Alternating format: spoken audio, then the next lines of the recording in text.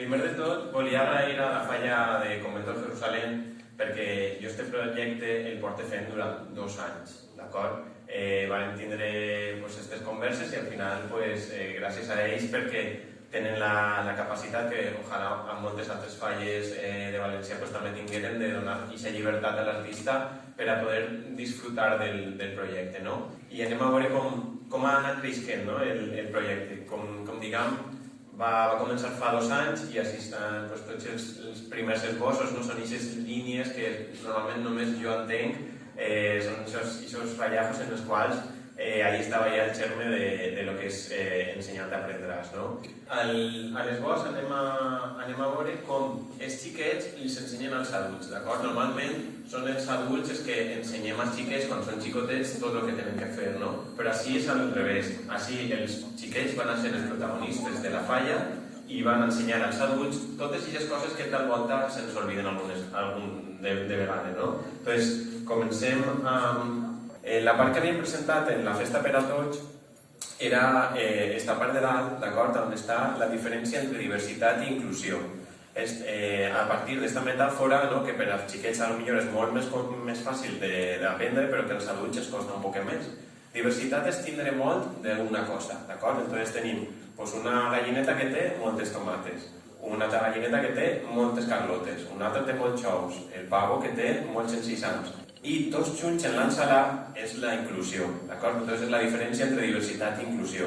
Després, a l'altra banda de la falla, tenim una Amaya Angelou, que és una activista afroamericana i que té una frase que a mi m'agrada molt i que connecta molt també amb la infantesa.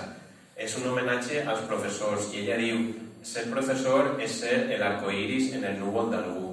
D'acord? Entonces, com moltes voltes els xiquets poden ser aquest arcoiris i aquest arc de Sant Martí en la nostra vida i il·luminar-nos i portar-nos l'alegria que tal volta anem perdent.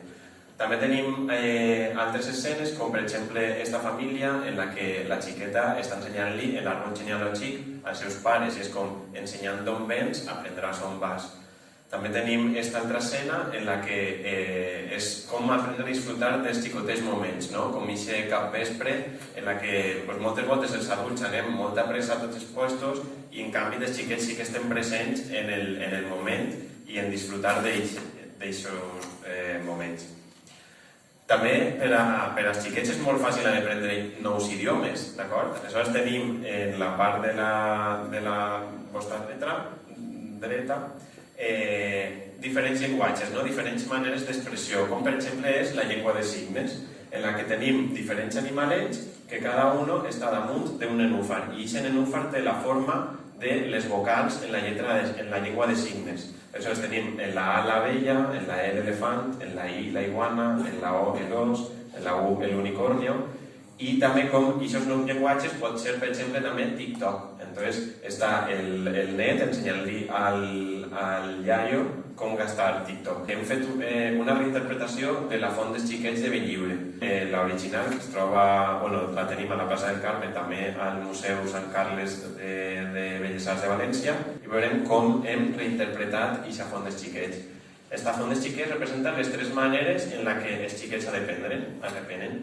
Per l'experimentació, en la que tenim els xiquets jugant amb els petardos, per imitació, en la que una fallereta està fent-li el monyo a l'altra i l'altre falleret li l'està fent al gat, que pareix que no li fa massa gràcia que li faig en el pentinat de fallera.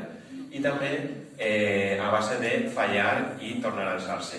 Així també faig una connexió amb l'última falla que vaig plantar a València en el 2019, en la comissió Mestre Gonzalo Condantea, en la que es titulava 6 falles i és com una manera de reconnectar en aquest treball que vaig deixar fa 6 anys a la secció especial infantil. I us vaig a simplement explicar algunes de les línies compositives que he gastat per a dissenyar la falla. Ensenyar i aprendre és un cicle que no acaba mai. Ensenyant aprens, aprenent ensenyes. La composició dalt forma aquest símbol de l'infinit en el que no acaba mai, i és com nosaltres podem aprendre dels més menuts, els menuts aprenen dels majors, però en aquesta falla anem a centrar-se com ells ens ensenyen a nosaltres.